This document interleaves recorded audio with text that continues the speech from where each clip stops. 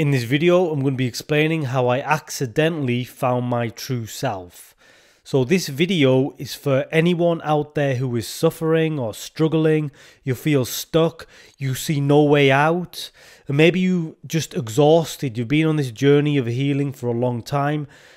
These are all things I've experienced, and what I want to leave you with in this video is to hopefully inspire you to realize that there's more, there's something bigger out there, and when you can find that, a lot of the problems you have will resolve and fix themselves. So I've shared my story in the past. I'll just quickly go over it again. For most of my life, I've always been very anxious and fearful. You could say it was trauma and negative conditioning, maybe even a bit of genetics, whatever.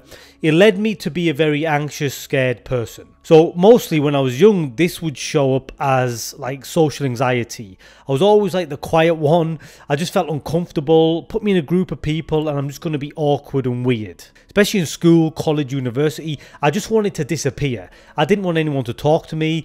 I didn't really feel comfortable expressing myself or having a voice or being confident. I was just like this very, very shy person, right? And as I kind of grew up, that shyness and social anxiety remained, but then I developed like an anxiety disorder. So this then morphed into like very negative thinking. So I would always get obsessed with negative things happening to me, right? Like kind of like hypochondria.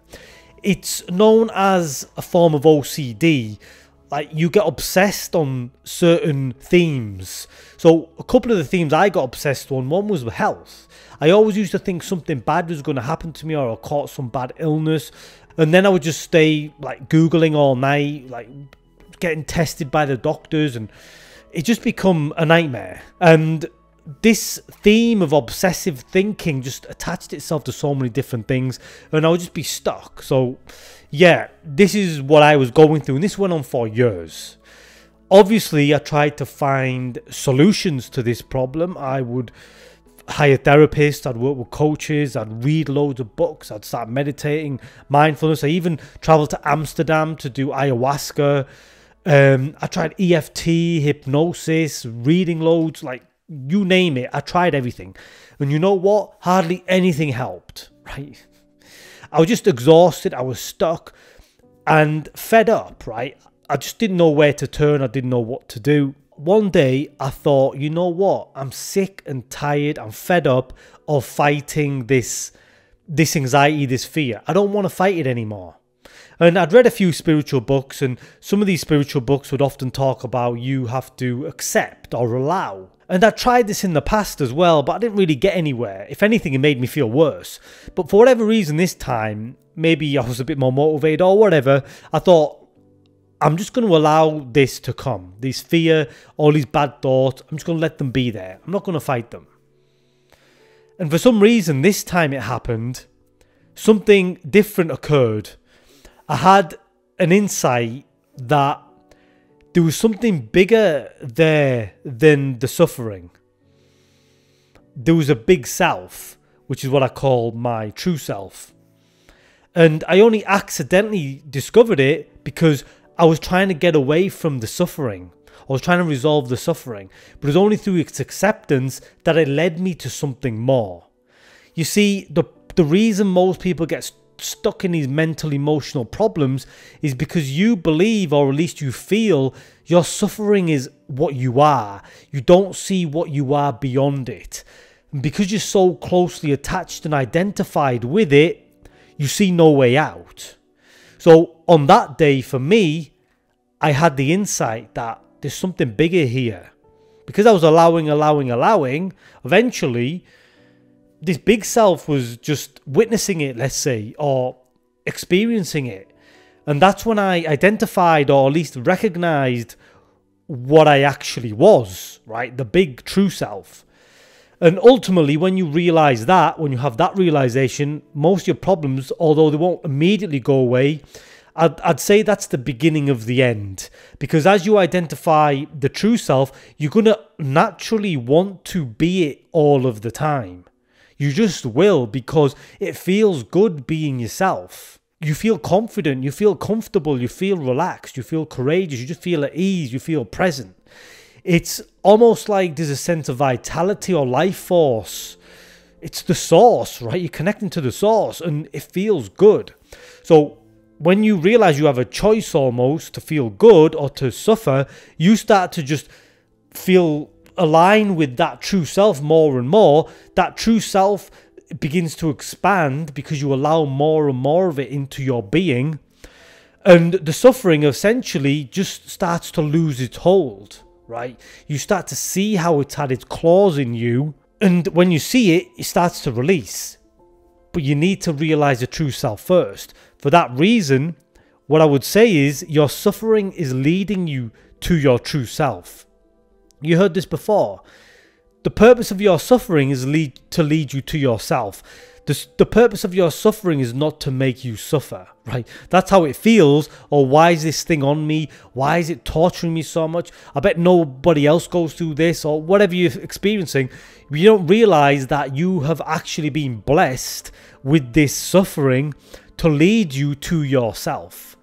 Because when you discover yourself, you don't need anything else. You know what I mean? It's just, you found it. You achieved something magnificent.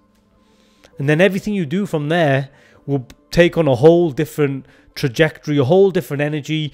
And you'll probably even forget about the old self, the old problems and the ego and the trauma. All of that stuff will fall away. Then you'll realize the purpose of the suffering, right? You might even feel a sense of gratitude for having suffered, for where it led you to, and for what it eventually gave to you. Like I said, for me, I discovered this accidentally. I was never seeking it. I was never a spiritual seeker or anything like that. I wasn't interested. I just wanted to get rid of the suffering. This is why I say that for me, it was an accident. I accidentally found it. But that's what made me feel like, almost like I was destined to find it, because I had the suffering my whole life, right? There was only one way out for me. No therapy or medicine or anything was going to fix me. Like, I had one thing I had to find was myself. So it was an accident. And that's what I find quite interesting, that the fact that it just was never something I'm looking for. I know some people can spend years and years and years seeking their true self and they never find it. But for some people, it might just happen out of nowhere, literally. So a couple of pointers I want to leave you with that you can practice, that'll help you if you want to find your true self, if you are suffering. Some of the insights I've had since this experience, which happened some time ago now, but the first one is you need to work on developing your mind or your brain, right? If your brain is underdeveloped, you're not going to be able to find your true self, right? I realize this now. I think undeveloped mind is one of the reasons people stay stuck at a lower level of consciousness. So I also used to have like ADHD. I just couldn't focus.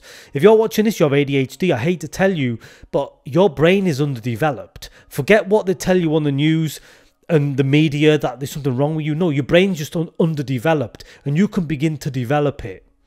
Because if you've got ADHD, I think you're going to struggle finding your true self. The good news is you can find ways to strengthen your mind. I can give you a few clues. Obviously, things like meditation, mindfulness.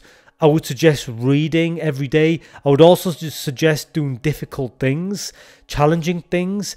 Anything that requires an act of courage, it's automatically going to start to upgrade you, right?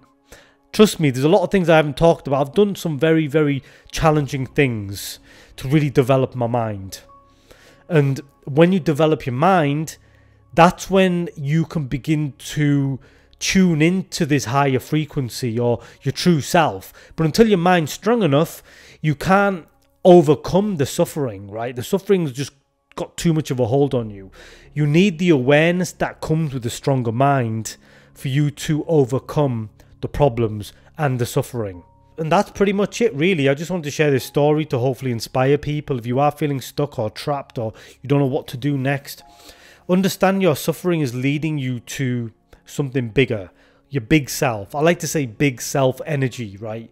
Once you find that big self energy, you're going to find life force, vitality, health, abundance, all of it, right? You'll just feel so good just being you, okay? So that is everything I've got to talk about in the video. I hope it helps some of you out. If you enjoyed it, if you could please go ahead, give it a like, share, subscribe, really helps me out. But until next time, God bless.